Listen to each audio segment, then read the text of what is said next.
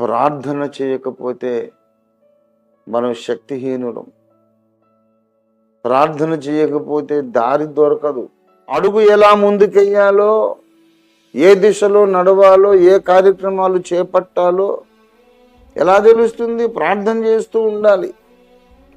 ప్రార్థన మాత్రం మానొద్దు. యేసయ్య నీ చేయబట్టుకుని నేను నడిపిస్తాడు.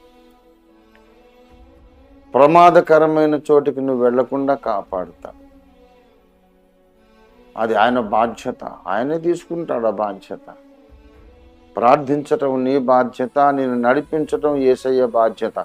ప్రార్థించటం నీ బాధ్యత, నీకు సత్యము నేర్పించటం యేసయ్య బాధ్యత. ప్రార్థించటం నీ బాధ్యత, నిన్ను ప్రమాదాల్లో నుండి తప్పించడం యేసయ్య బాధ్యత. ఆయన బాధ్యత ఆయన నెరవేరుస్తాడు. మన బాధ్యత మనం నెరవేర్చాలి. మానక ప్రార్థన చేయాలి.